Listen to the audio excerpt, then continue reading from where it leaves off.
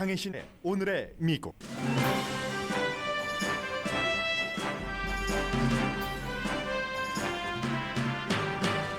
콜린 파월 전 국무장관의 장례식이 지금 워싱턴 내셔널 대성당에서 치러지고 있습니다. 민주공화 인사들 그리고 3명의 전현직 대통령 모두 참석했습니다. 국민의힘 대선 후보가 윤석열 후보로 확정되자 미국과 아시아, 유럽 언론이 모두 보도합니다. 해외에서 한국 대통령 선거를 바라보는 공통적인 주요 시각은 북한 이슈와 미국, 중국, 일본과의 관계입니다. 미국과 해외 언론은 이재명 더불어민주당 후보와 윤석열 후보와의 대선은 접전이 될 것으로 예상되고 안철수 국민의당 대선 후보와 중도 유권자의 영향력에도 주목합니다. 미국에서 10월에 만들어진 일자리가 8월과 9월 일자리 창출 숫자를 합친 것보다 많은 53만 1000개였습니다. 델타 바이러스 여파를 견뎌낸 경제가 올바른 방향으로 간다는 신호입니다. 바이든 대통령은 일자리 창출이 긍정적으로 발표된 뒤 연설했습니다. 백신 접종이 더 늘어나고 의회에서 경제 법안이 통과되면 미국이 더 빠른 경제 회복을 할 것이고 세계가 부러워할 것이라고도 말했습니다.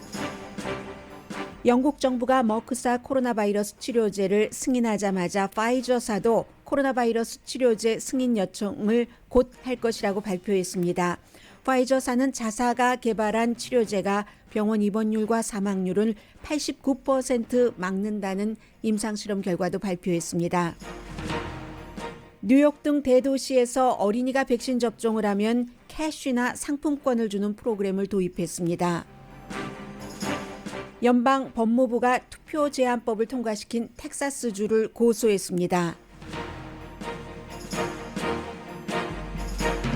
여러분 안녕하십니까? 오늘의 미국 강혜신입니다. 미국에서는 중요한 인물이 숨질 때마다 특히 워싱턴 국립대성당에서 장례식을 치르고 그리고 이러한 그 중요한 일에 많은 주요 인물들이 참석을 하고 또 조사를 통해서 미국을 하나로 묶는 역할을 하고 있습니다. 지금 성당에는 콜린 파월 이제 숨진 오늘 장례식을 치르는 전 합참의장, 전 국무장관의 미망인이 도착을 하고 있습니다. 그리고 그보다 더 앞서서 현 그 바이든 대통령 부부, 전 버락 오바마 전 대통령 부부, 그리고 그를 국무장관으로 만든 조지 부시 대통령, 아들 대통령 부부도 먼저 참석을 했습니다.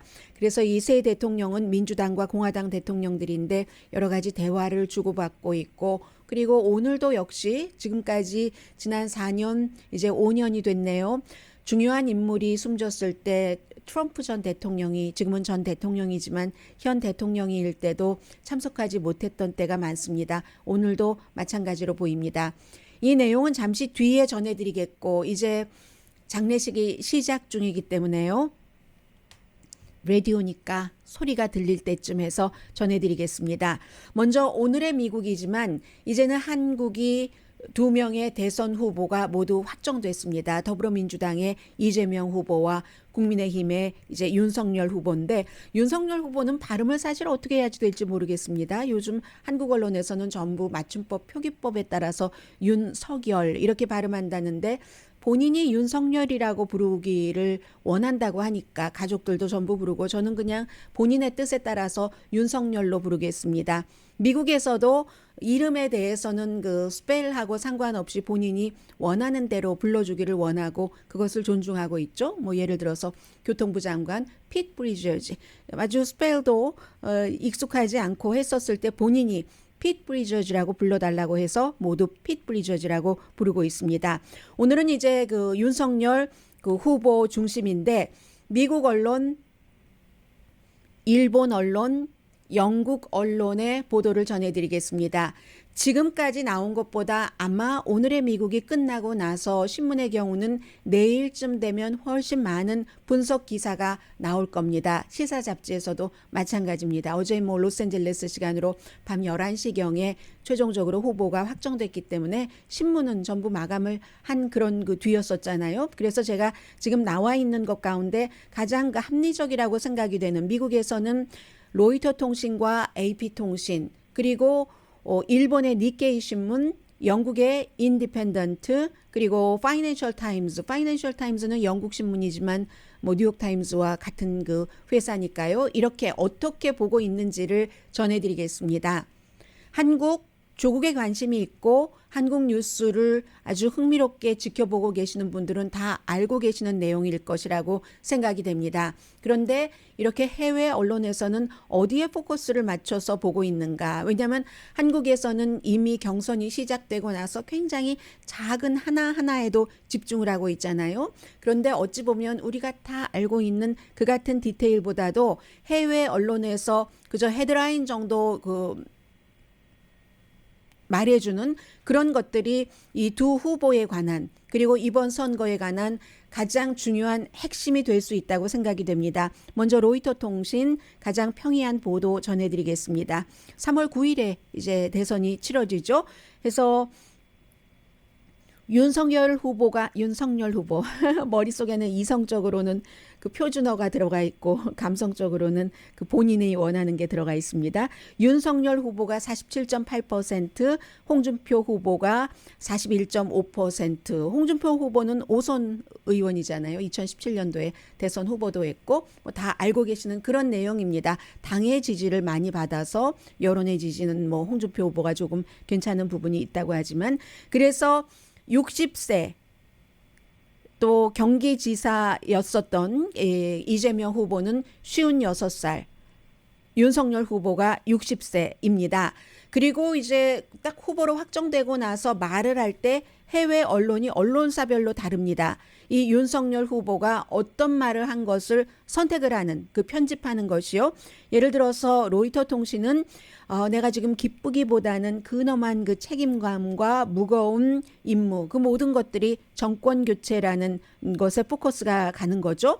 거기에 대한 것을 느낀다라고 하면서 본인도 지적을 한 것처럼 정치적인 경험이 전무한데 당 내부의 지지 뭐 이런 것을 받아서 뭐 다 알고 계시는 내용이에요. 강한 검사의 이미지, 부패 스캔들 조사, 정치, 박근혜 행정부에서 문재인 측근에서 조국 법무장관 뭐 서류 조작, 뇌물수수 등등 이렇게 해서 그런 처음에 굉장히 인기가 있었는데 최근에는 조금 줄어들었잖아요. 홍준표 후보가 반면에 올라가면서 정치 경험도 없고 말 실수도 많이 하고 뭐 역술인, 뭐 침수사와의 관계, 뭐 왕자 써놓고 뭐 그리고 이제 장모는 어제 또 법적으로 그런 일들이 있었고 이런 부분. 그래서 로이터 통신의 경우는 누가 이길 것인가? 물론 아직 많은 기간이 남아 있습니다. 아직 뭐 대장동 이 문제도 있고 해서 예상하기 힘들 것이라고 현재로서는 예상을 하고 있습니다. 그리고 해외 언론은 이 대선 후보들에 관한 지지도를 볼 때 갤럽의 가장 그 평이한 갤럽의 여론조사를 보고 있습니다. 그래서 로이터 통신도 갤럽의 금요일 여론조사 결과 국민의힘 지지도는 2016년 이후에 이 당 지지도가 최고여서 57%. 이게 이제 그 문재인 현 대통령에 대한 뭐 심판을 하자 하는 것이 높다는 얘기고요. 그런데 누가 더 나은 대통령이 될 것인가? 같은 여론조사 기구에서 물어보면은 이재명 후보 26%, 윤석열 후보 24%, 그리고 이제 세 번째가 홍준표 후보가 15% 이렇게 나왔다는 것을 얘기를 합니다. 그리고 뭐 이재명 후보도 다 알고 계시는 것처럼 아웃사이더잖아요. 이 문재인 그 대통령에 대해서 전에는 더 아웃사이더였고 비판도 자주 했고, 그런데 그때는 그랬기 때문에 이 더불어민주당에서 받아들이지 않다가 문재인 대통령의 그 지지율이 요즘 조금 회복되고 있습니다만 내려가기 시작하면서 이재명 후보가 딱 차고 올라가고 더군다나 이제 적극적으로 코로나 바이러스에 대해서 경기지사 자리 얼마 전에 내놨습니다마는 그 지사직에 있을 때 바이러스에 대한 대처가 굉장히 적극적이었다. 이 점은 얼마 전에 이코노미스트도 지적을 했는데 그 한국 내부에서는 경기도에서는 적극적이었다 하고 좋아하지만 다른 쪽에서는 비판하는 시각도 있습니다. 특히 외국인에 대해서 차별을 둬서 굉장히 코로나 바이러스에 대한 검사라든가 이런 것을 좀 형평성이 없다라고 보는 시각도 있는 거예요. 그런데 그게 이 경기도에서는 또 한국에서 볼 때는 굉장히 인기가 있었다는 거죠. 그리고 다 아시는 기본소득제 얘기를 하고 있습니다. 윤석열 후보는 그에 비해서 이제 나이든 그 보수층과 기독교인 이런 사람. 그런데 한 가지 더 자세히 지적한 매체도 있었습니다마는 역시 로이터 통신도 결국은 중도 유권자가 굉장히 중요한 투표 그 유권자들이 될 것이다. 지금 뭐 많은 분들이 얘기하실 때는 뭐 중도가 뭐 그렇지라고 얘기를 하시는데 절대적으로 해외 언론에서는 중도 유권자들이 너무너무 중요한 역할을 한다고 보고 있는 겁니다. 그리고 특히 로이터 통신은 이제 아무런 정치적인 경험이 없기 때문에 외교 정책도 없다고도 볼 수 있는데 그러나 but 하면서 문제는 문제는 여기서 나올 게 아니라 그러나 그 윤석열 후보 주변에 있는 그 외교 전문가 그룹은 단단하다고 평가를 했습니다. 문제는 그 단단한 외교 전문가 그룹들의 의견을 듣고 본인이 적응을 하고 제대로 취사 선택을 할 수 있는가. 그게 이제 그 문제라는 얘기를 했고요. 하나의 예로서 이제 9월 달에 북한에 대해서 얘기를 했을 때 본인이 선출되면 워싱턴과 협의를 해서 미국 뭐 핵무기 뭐 배치라든가 비상사태 때 그리고 합동 군사훈련도 한다 하다가 또 나중에는 1990년대 철수했던 전술 핵무기 재배치에 반대한다고도 했다가 왜냐하면 그게 이제 북한의 비핵화 요구를 하면서 균형이 맞아야지 되니까 맞지 않는다. 그리고 이제 뭐 현실적으로 워싱턴에 요청을 해서 핵미사일을 장착한 잠수함을 한반도 주변에 배치해서 순찰하게 함으로써 북한의 위협을 좀 제지하는 이런 그 내용을 해놨고 북한과 경제협력은 하지만 평양이 비핵화를 해야지 된다. 이 부분은 북한이 좋아하지 않을 거라는 거죠. 그 비핵화를 우선으로 하고 경제협력을 하는 것은 북한이 받아들이지 않을 것이다 하는 것을 로이터 통신이 지적을 하고 있습니다. 이 부분은 AP통신이네요. 이 부분은 이제 북한에 대해서는 AP통신이 지적을 했고 니케이에 보겠습니다. 일본 그 니케이 같은 경우는 이재명, 윤석열 플러스 미국 언론이 지적하지 않는 안철수 국민의당 후보를 지적을 합니다. 안철수 국민의당 후보의 지지율이 굉장히 약하고 세 번째 출마하는데 지난 두 번보다는 파괴력이 별로 없을 것이다라고 예상하시는 분들도 많이 계시지만 니케이는 안철수의 역할이 있을 수도 있다. 이게 바로 중도잖아요. 중도고 중도 유권자와 마찬가지로 그런 얘기를 우선 먼저 해놓고 윤석열 후보의 말 가운데서는 사람들이 정치 초년생인 나를 선택을 했는데 나는 이길 것이다. 상식 있는 윤석열과 넌센스인 이재명 사이의 전쟁. 합리주의자와 인기 영합주의자와의 대결. 이렇게 윤석열 후보의 말을 인용을 했고요. 문재인 대통령에 대해서는 뭐 세계가 다 알고 있는 북한과 화합을 하려고 하는 것 그리고 팬데믹 이후의 경기 회복에 대해서는 어느 정도 긍정적으로 니케이 신문은 평가를 했습니다. 한국의 보수의 평가와는 다른 거예요. 긍정적으로 그게 잘 극복되고 있는 것처럼 보이지만 부동산값 폭등과 가정의 그 빚은 이건 걷잡을 수 없는 것이다 해서 다시 이제 갤럽의 여론조사를 인용을 하는데 이 로이터와 조금 차이가 나게 니케이에서 인용을 한 것은 변화를 원하는 국민이 많아지면 윤석열 후보가 조금 유리하게 될 것이다. 지금은 왜냐하면 이재명 후보가 26%, 윤석열 후보가 24%인데 변화의 열망이 지금부터 3월 9일까지 더 강해지면 윤석열 후보가 이제 유리해질 수 있다는 거죠. 그러나 그 사이에 너무 많은 변수들이 있습니다. 윤석열 후보 주변과 이재명 후보 주변에 해서 정권 교체를 원하는 사람이 정권 교체를 원하지 않는 사람보다 현재는 20%가 높다. 더불어민주당에 힘들다. 이것은 신율 명지대학교 교수의 말을 니케이가 인용을 했습니다. 그래서 이제 다시 한번 사람들이 많이 잊고 있던 것까지도 전해주는데 박근혜, 이재용, 현대자동차의 정몽구 회장 수사한 것뿐만이 아니라 뭐 여러 가지요. 그런 것. 그리고 이제 뭐 법과 질서가 문재인 정부권에서 무너졌다면서 출마하게 된 그간의 과정.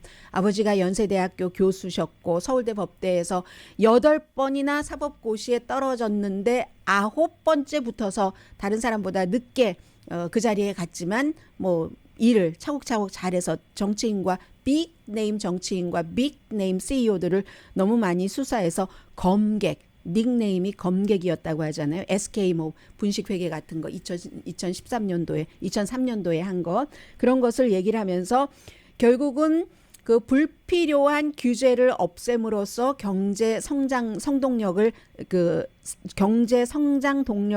살릴 것이다. 4차 산업 뭐 이런 얘기도 하고 있잖아요.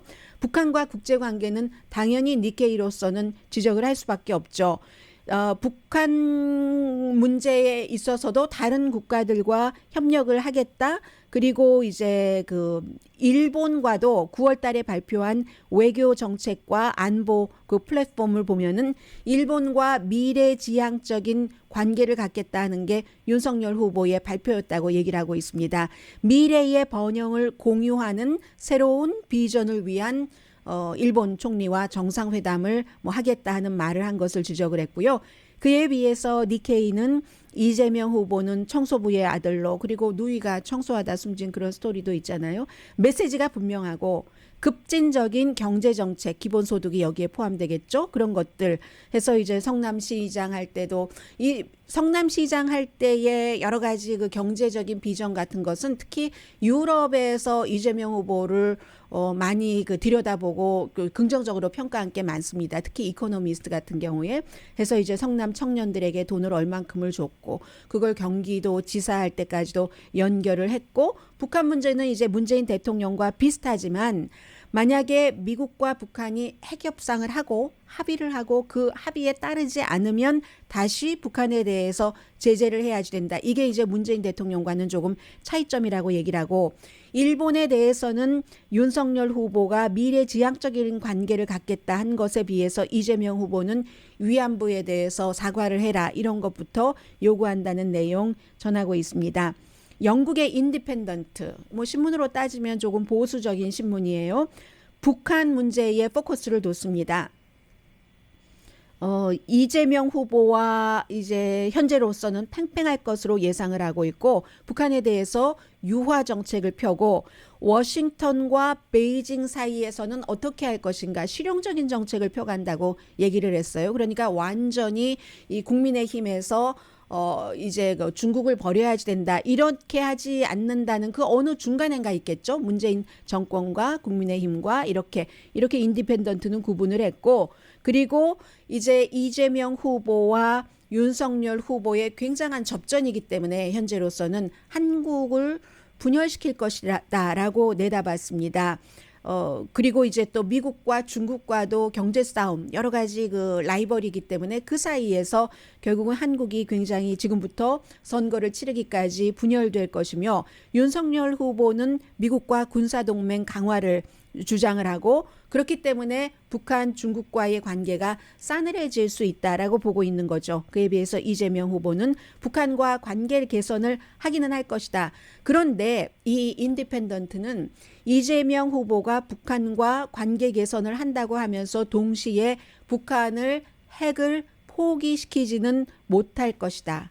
그러므로 이 문제, 이 부분에 있어서 여러 가지 그 레가시를 문재인 대통령과 공유를 할 것 같다 하면서 뭐 지난번에 그 윤석열 후보가 이제 확정되기 전에 이코노미스트는 이재명 후보에게 굉장히 긍정적인 평가를 해오고 기사를 쓰고 했었는데 이번 선거는 쉽게 굉장히 정치적으로 아주 그 세련되고 그런 면이 있어도 본인이 원하는 것을 추진력이 있다던가 메시지를 분명하게 전달을 한다던가 하는 그런 면이 있다 하더라도 쉽게 쉽게 우승은 못한다 하고 그 no show-in 확실치 않다 이렇게 이코노미스트는 지적을 했고요. 그래서 지금부터 3월 9일까지 후보가 두 사람으로 확정이 됐기 때문에 그 사이에서 그 안철수 후보의 뭐 단일화 이런 문제 그리고 단일화를 할 것인가 말 것인가 단일화를 하더라도 그것이 영향력이 있는가 없는가 이 모든 것까지 변수가 있을 것이고 해외에서는 아무래도 북한 문제에 중심을 두고 한국의 대선 지금부터 본격화되는 것을 지켜보고 있습니다.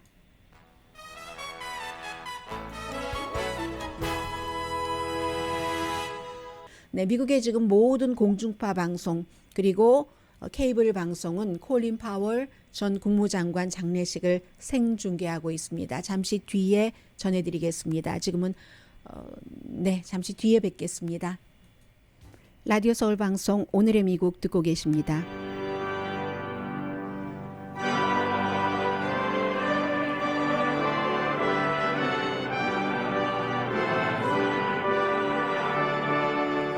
콜린 파웰 전 합참의장 장례식입니다.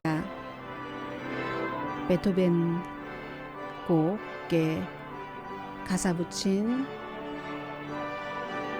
선율 울려 퍼지고 있습니다.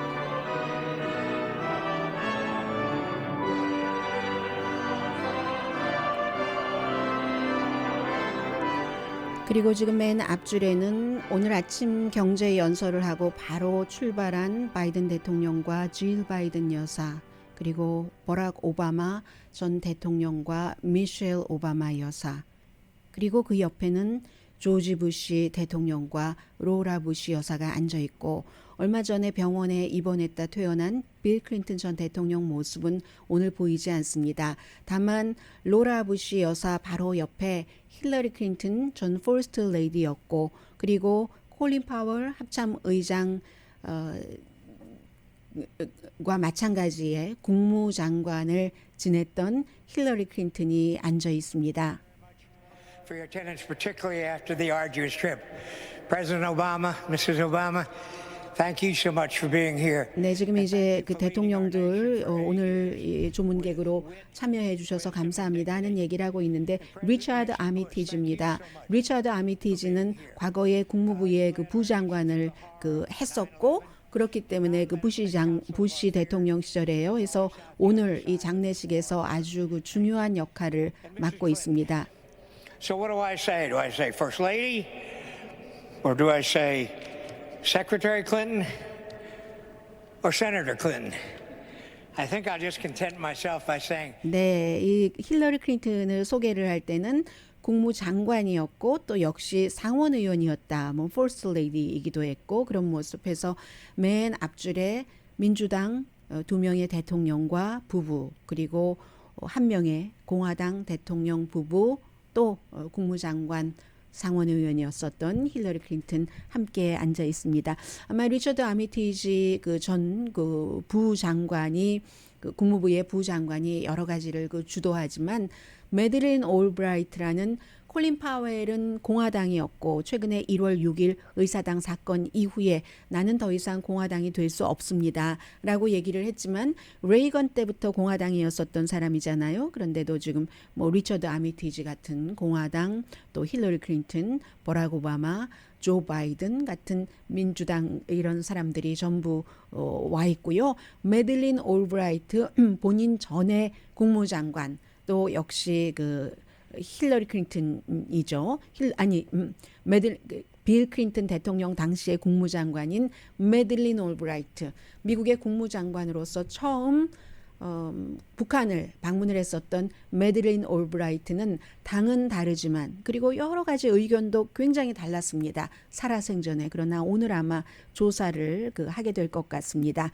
많은 사람들이 35년 동안 군인으로서 뭐 독일에서 소대장하고 그리고는 이제 그 베트남 전쟁에는 2번이나 가고 한국에도 파병됐었고 그 이후에 흑인으로서 아프리칸 아메리칸으로서 처음 이제 대통령의 그 자문 역할을 했었던 때가 리처드 닉슨 때, 닉슨을 이어서 대통령이 된 아버지 부시가 그를 흑인으로서 처음 합창의장을 만들었고 별 4개를 달았고, 아들 부시가 흑인으로서 또 처음 국무장관에서 일을 하게 했습니다. 그래서 뭐 자마이카 이민자 출신의 아들로 여러 가지 공도 많이 세웠지만 뭐 인종차별도 많이 겪었었고요. 군인이 되기로 결심한 것은 뉴욕의 시립대학교에 가서, 원래는 공부 잘 못했는데 대학교 때나 뭐 그보다 더 어렸을 때나, 그런데 딱 가서 보니까 ROTC 가고 이게 나한테 맞는다. 그리고 미국에서는 군에 이제 입대하고 난 뒤에는 군인인데도 너 다른 뭐 식당에 가면은 뭐 다른 데서 뭐 음식을 받아야지 돼, 이런 식으로 흑백 분리가 있고 하니까 이거 참 이렇다 하면서 그나마 내가 군인으로서 있어야 이게 극복될 수 있겠구나, 나의 태생인 인종차별 같은 것이 하면서 군에 남았던 그런 사람이기도 합니다. 그렇기 때문에 본인이 공화당이면서도 버락 오바마라는 최초의 미국의 흑인 대통령이 나오려고 할 때, 그때 콜린 파웰이 공화당인데도 본인이 그 버락 오바마를 그 지지를 했었기 때문에, 그랬기 때문에 버락 오바마가 공화당 온건한 사람들, 유권자의 표를 받아서 최초의 흑인 대통령이 될 수 있었던 그런 역할도 했습니다. 그러나 영원히 이 콜린 파웰의 어떠한 그 오점으로 남는 것은 아들 부시 대통령 당시 국무장관으로 있으면서 9.11 사태가 일어나고, 그리고 이제 그 이라크의 사담 후세인이 살상 무기를 갖고 있다, 그러니까 우리가 쳐들어가야지 된다 하고 유엔에서 연설을 했고, 그때도 많은 그 사람들은 콜린 파웰이라는 그 국무장관이 굉장히 그 신뢰도가 높은 사람이기 때문에 그의 말을 믿었었습니다. 나중에는 이제 알고 보니까 그게 틀렸지만, 그래서 그것이 아마 그 콜린 파웰 국무장관의 오점으로 나눌 것 같습니다. 아직도 아미티지 전 국무부의 부장관이 말하고 있습니다. 더 여러분들께서 잘 아시는 그런 인물이 조사를 할 때 또 전해드리기로 하고요. 연방 법무부가 새로운 투표 제한법을 통과시킨 텍사스주를 고소를 했습니다. 잘 알고 계시는 내용이에요. 9월 달에 텍사스의 그 그렉 에버트 주지사가 서명을 해서 24시간 드라이브 인 트루 그런 그 투표하지 못하게 했고, 투표 참관인은 늘려야지 된다고 하고, 또 부재자 투표도 제한을 했고, 이 모든 것들이 연방 국무부에서 볼 때는 1964년도에 통과된 민권법이라는 것이 투표 권리에 기본을 하고 있기 때문에 그 민권법을 위반한 것이다 하면서 이제 메리 갈란드 연방 법무장관이 고소를 했습니다. 민주주의 자체가 그 투표라는 것이 그 돌아가게 하는 에너지, 또 사회에 아주 단단하게 설 수 있게 하는 기둥이다라는 말을 하면서 그렇게 했었던 것이고요. 그에 비해서 이제 텍사스의 주지사는 이 법이야말로 더 믿음직스러운 법이다, 쉽게 투표하고 부정 투표를 하지 못하도록 하는 지금 그런 얘기를 했고요.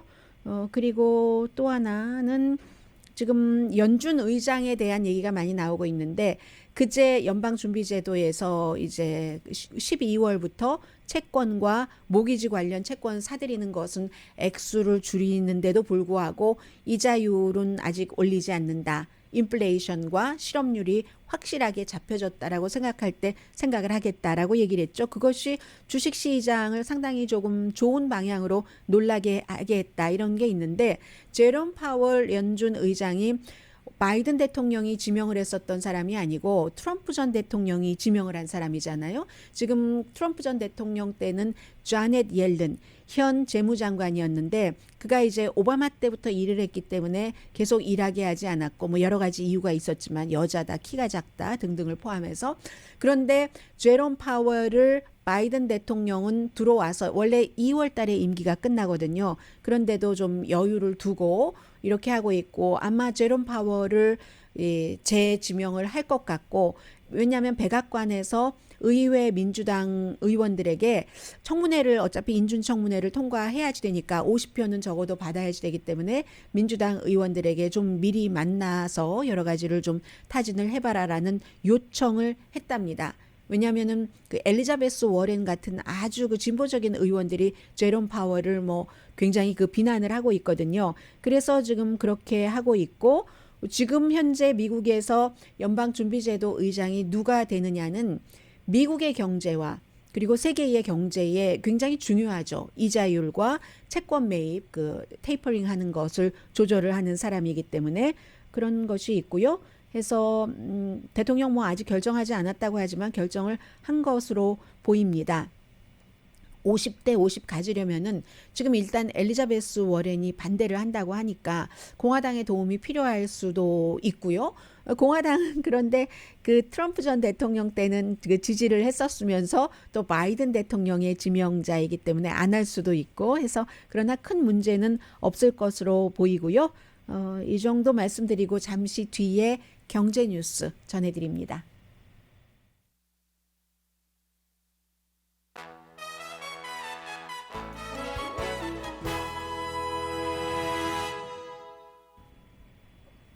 라디오 서울 방송 오늘의 미국 듣고 계십니다. 네, 지금 그 매들린 올브라이트 전 국무부 장관이 본인은 민주당이고 클린턴 아래서 일했지만 그 이후에 콜린 파웰이라는 조지 부시 대통령 그 아래서 국무장관으로 일한 그 뭐 장관 동료라고도 할 수 있을까요?를 위한 조사를 하려고 지금 준비를 하고 있는 것 같죠. 네. President Obama, President Bush. 네, 역시 처음에는 이제 대통령 부부들이 와 있기 때문에 그들에 대한 인사말부터 시작하니까 다른 뉴스부터 좀 하겠습니다. 10월 달에 일자리 창출이 9월 달, 8월 달에 굉장히 실망스러웠습니다. 그런데 10월 달에는 53만 1,000개, 9월 달에 뭐 19만 4천 개, 또 8월 달에도 뭐 11만 7천 개 약간 변동돼서 나오기는 했습니다만 두 개를 합쳐도 뭐 36만 몇 개 정도 되잖아요. 그런데 10월에 53만 1,000개가 만들어졌다. 그러면 가만 생각해 보면 7월부터 시작을 해서 8월과 9월에는 델타 변이 바이러스가 한창이기 때문에 사람들이 밖에 나가는 것도 조금 꺼려했고 뭐 일하러 나가는 것도 마찬가지였겠죠. 그랬다가 이제 10월 달에는 그렇지 않았다는, 그래서 올바른 코스로 가고 있다라는 것을 보여주고 있는데, 이렇게 될 때는 팬데믹으로 인해서 우리가 그 잃어버렸던 일자리가 80%는 돌아왔습니다. 특히 레저와 호텔 분야에서 16만 4천 개 10월 달에 일자리 돌아왔고, 실망스러운 부분도 있었죠. 공무원, 또 교육자, 또 주나 로컬의 교육, 이런 부분에서 6만 5천 개의 일자리가 없어졌다고 하거든요. 그러니까 요즘 경제는 전부 코로나 바이러스와 같이 연결이 된다는 거죠. 그렇기 때문에 이제 어린이 백신 접종이 늘어나고 또 연방 정부의 의무화 1월 4일부터 시행이 된다고 하니까 그때 뭐 안 되면 100명 이상 있는 그런 회사에서 안 되면 벌금 물고 하잖아요. 그런 것들이 되면은 조금 더 나아질 수 있겠다는 것을 예상을 할 수 있고, 10월 달에 이렇게 그 워밍업을 해서 겨울에는 조금 경제가 괜찮지 않을까? 오늘 전문가들은 그렇게 분석을 하고 있습니다. 실업률도 지금 4.6% 비교적 낮은 편이죠. 또 중요한 것은 임금입니다. 시간당 11센트가 늘어나서 굉장히 높은 편이네요. 이제는 시간당 최저임금이 30달러가 넘습니다. 30달러 96센트, 거의 31달러라는 얘기예요. 이러니까 이제 인플레이션 우려를 할 수밖에 없고요. 여기에 대해서 오늘 그 바이든 대통령이 얘기를 했습니다. 일자리 많이 만들었으니까, 당연히 만들어졌으니까 좋았다고 했고, 본인이 대통령직에 들어와서 역사상 정말 많이 만들었다. 그러나 그것은 팬데믹 때 많이 잃어버렸기 때문에 그 얘기를 뭐 고지고대로 다 그렇게 많이 만들었어 할 것은 아닌 것 같고요. 제가 좀 전에 말씀드렸던 그런 부분 안에서 이제 바이든 대통령이 굉장히 긍정적인 연설을 오늘 아침에 했습니다. This is significant improvement from when I took office and a sign that we're on the right track. This did not happen by accident or just because. We laid the foundation for this recovery with my American Rescue Plan that Congress passed at the beginning of my term. It put money in 본인의 그 임기가 시작되면서 아메리칸 레스큐 법이라고 의회가 통과시켰고, 그 같은 기간 그 밑에 다 그 기반을 마련을 했기 때문에 이렇게 일자리가 늘어나는 것이지 그냥 어떻게 하다가 우연히 accidentally라고 표현을 하잖아요. 그냥 우연히 그 늘어난 것이 아니다라고 하면서 거저된 게 아니라는 얘기예요. 백신이 더 많이 도울 것이고 또 내일은 오늘보다 나을 것이다라고 얘기를 하면서 기간 산업안을 통과시켜라. 오늘 이게 어떻게 될지 잘 모르겠어요. 연방의회에서 이것을 통과시켜야지만 더 잘할 수 있다는 이런 내용들이 아무튼 있다고 말씀을 드리고요. 지금 뭐 요즘 물가 인상을 계속 말씀드리는데 뭐 피자, 빵값 뭐 이런 그 인상이 될 수밖에 없겠죠. 밀값이 인상이 되니까 날씨, 뭐 수확이 제대로 되지 않고 해서 그리고 또 생산량이 많은 것은 그러니까 중국이라든가 러시아 같은 데서 지금 팔지 않고 있어요. 공급을 제대로 안 하고 있는 거죠. 그런 어려운 문제들도 있습니다. 잠시 뒤에 코로나 바이러스 관련 뉴스 전해드립니다.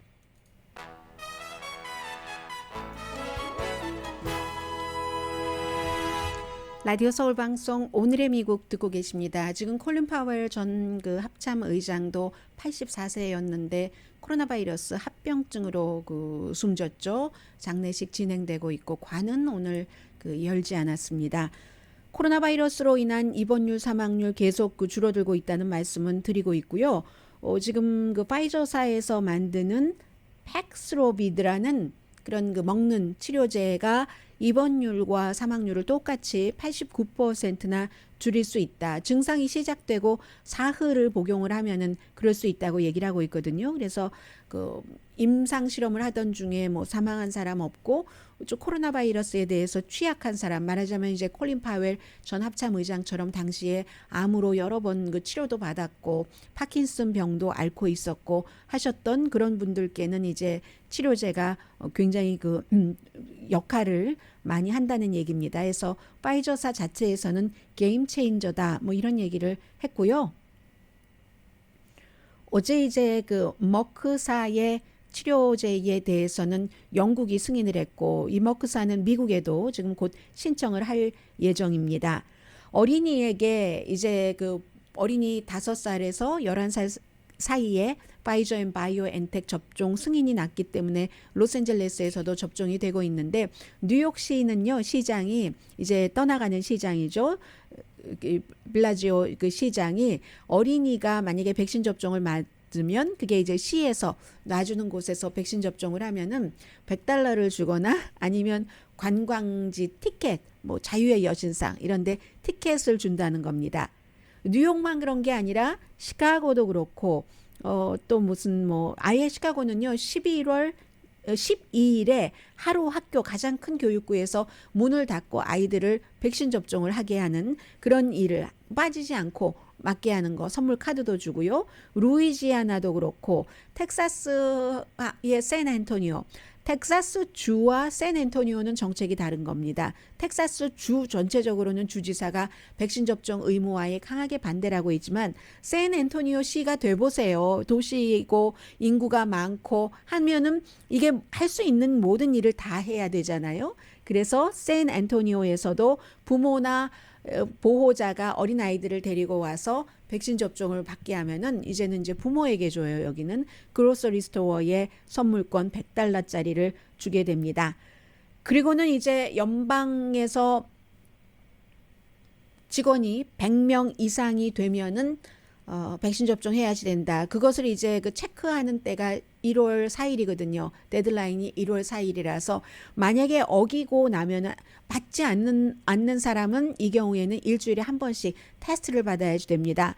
그러면 한 번에 벌금이 약 뭐 $13,000 정도 되거든요. $13,653라고 하는데 이 모든 것을 이제 뭐 노동부의 어떠한 그 헬스 관리국에서 관리를 하게 되고 미국 지금 질병통제국에 따르면 백신 접종 받은 사람 뭐 약 70% 정도는 됩니다. 그런데 아메리칸 에어라인이요. 백신 접종을 의무화하고 나니까 백신 접종을 받은 사람이 59%에서 90%로 늘어났고 고기, 이 타이슨 푸드 같은 경우도 백신 접종 의무화하니까 45%에서 96%로 늘어났다는 겁니다.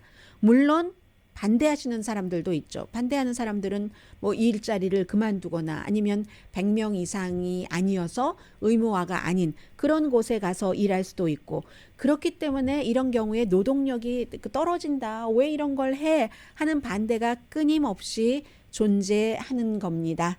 네, 지금 콜린 파웰 전 합참 의장의 아들인 마이클 파웰이 아들이 아버지의 마지막 가시는 길에 뭔가 얘기를 하겠죠. 저는 시간이 여기서 끝나서 마무리하겠습니다. 강혜신이었습니다. 여러분 건강하세요.